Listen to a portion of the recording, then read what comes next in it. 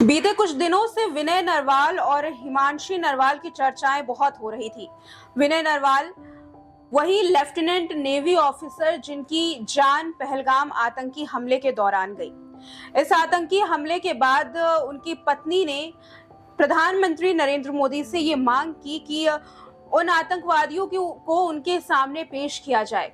वो ये सवाल पूछना चाहती हैं कि आखिर क्या कसूर था उन लोगों का जो वहां घूमने आए थे, कोई हनीमून मनाने तो कोई अपने परिवार वालों के साथ जम्मू कश्मीर की वादियों के लुत्फ उठाने के लिए। लेकिन मिला क्या? अपने अपनों को खोता हुआ देखा। एक और कहानी आपको सुनाने जा रहे हैं, कानपुर की एक ऐसी दर्दनाक कहानी जो आपके रोंगटे खड़े कर देगी।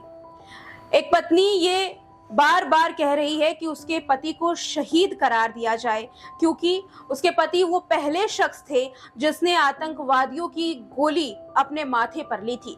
गर्व से कहा था कि हम हिंदू हैं और गर्व से इस देश के लिए कुर्बान हो गए। कहानी सुनाने जा रहे हैं आज कानपुर के श्याम नगर के रहने वाले सौरभ द्विवेदी की और उनकी पत्नी अशान्या। अशान्या रो रही हैं, बिलख रही हैं। अपने पति के शर्ट को पहनते हुए उनकी तस्वीर वायरल हो रही है। ये वायरल तस्वीर इतनी भावुक कर देने वाली है कि कोई भी देखता है तो वो रो उठता है। उनकी पत्नी की ज़बानी आपको सुनाएंगे कि आखिर उस दिन क्या हुआ था, कैसे आतंकवादियों की बातों को वो मजाक समझ बैठे और मजाक में देखते देखते उस पत्नी ने अपने पति की जान जाते हुए देखी। 12 फरवरी 2025 को उनकी शादी हुई थी। 17 अप्रैल को वो जम्मू कश्मीर अपने परिवार वालों के साथ घूमने आए थे और 22 अप्रैल उनकी जिंदगी का सबसे दर्दनाक दिन बन गया। चलिए देखिए रिपोर्ट।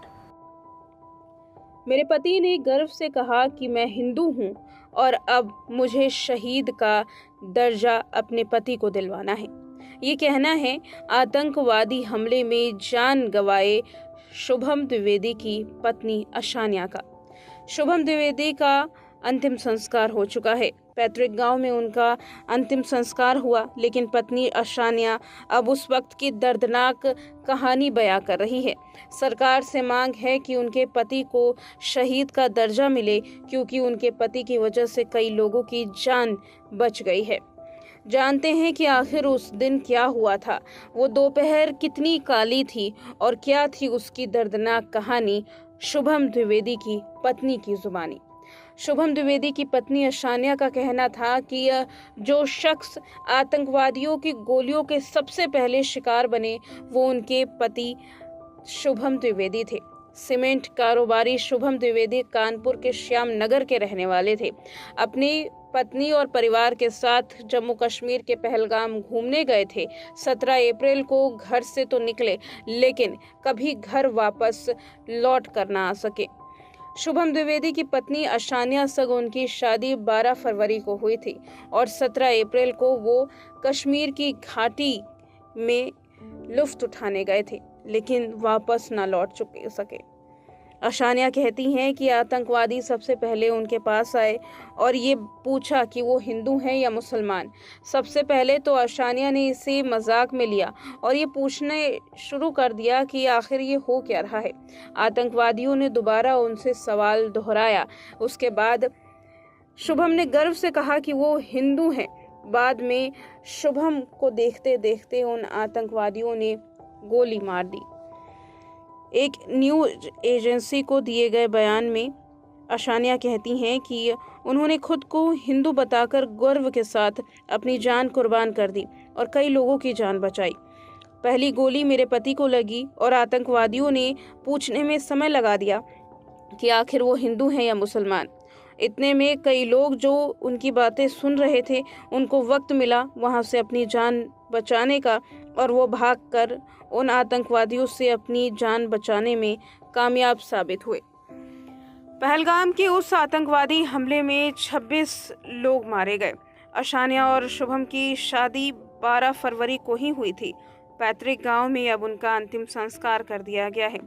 उन्होंने कहा कि अगर सरकार उनकी मांग मान लेती है तो उनके पास जीने का एक कारण होगा। अशान्या ने कहा कि मैं सरकार से और कुछ नहीं चाहती सिवाय इसके कि शुभम को शहीद का दर्जा मिले। अगर सरकार मेरी इच्छा मान ले तो मेरे पास जीने का एक कारण हो जाएगा। उसने कहा कि जो कोई धर्म के आधार पर दूसरों को गोली मारता है उसे मार देना चाहिए। शुभम की पत्नी ने बताया कि जब आतंकवादी उसके पास आए और शुभम से उसका धर्म पूछने लगे तब उन्हें लगा कि आतंकी प्रैंक हो रहा है। उन्होंने कहा कि जैसे ही वो आए उसने एक से धर्म पूछा। मुझे लगा कि वो मजाक कर रहे हैं। मैं हंस पड़ी और मैंने पूछा कि आखिर ये क्या हो रहा है। उन्होंने दोबारा सवाल दोहराया तो उनके पति ने गर्व से हिंदू बताया और उसके बाद धड़ाधड़ गोलियां चलने लगी। शुभम का चेहरा खून से लथपथ हो गया। उन्होंने बताया कि उसने आतंकवादियों से उसे भी मारने के लिए कहा, लेकिन आतंकवादियों ने शुभम की पत्नी अशानिया को मारने से मना कर दिया। आतंकवादियों ने शुभम की पत्नी को जिंदा छोड़ दिया ताकि वो जाकर सरकार से ये बता सके। बता दें कि पहलगाम हमले के पीछे पाकिस्तान का हाथ सामने आया है। पाकिस्तान के आतंकी संगठन ने इसकी जिम्मेदारी ली है और अब सरकार की ओर से इस पर कार्रवाई की जा रही है। वहीं बताते चले कानपुर नगर निगम भी अब इस पूरे मामले में एक्शन में है।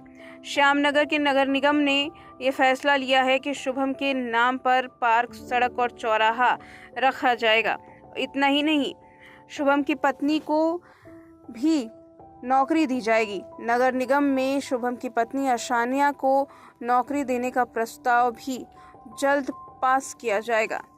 ये तो अशानिया की ओर से नगर निगम की एक छोटी सी पहल थी जो उनके परिवार के लिए थी, अशानिया के लिए थी, उनके पति शुभम द्विवेदी के लिए थी। लेकिन अब सरकार से अशानिया ये चाहती हैं कि उनके पति को शहीद का दर्जा मिले और जिन आतंकवादियों ने धर्म के नाम पर उनके पति की जान ली, उनकी भी उसी तरीके से जान ली जाए। दो अलग अलग कहानियां, दो अलग अलग चेहरे, लेकिन सवाल ये कि आखिर कहाँ थे वो लोग जो सुरक्षा में तैनात थे? आखिर क्यों उन आतंकवादियों ने दिन दहाड़े जान ले ली और कैसे अब इसकी भरपाई की जाएगी? सभी को उम्मीद है कि सरकार इस पर कोई कड़ा रुख आजमाएगी और उन आतंकवादियों से बदला उसी तरीके से लिया जाएगा, उसी तरीके से दिन दहाड़े जिस तरीके से उन पर्यटकों की जान ली गई थी। इस रिपोर्ट पर आपको क्या कहना है? कमेंट सेक्शन के द्वार आपके लिए खुले हैं। अपनी प्रतिक्रिया हमारे साथ साझा जरूर कीजिएगा। मुझे दीजिए इजाजत। नमस्कार।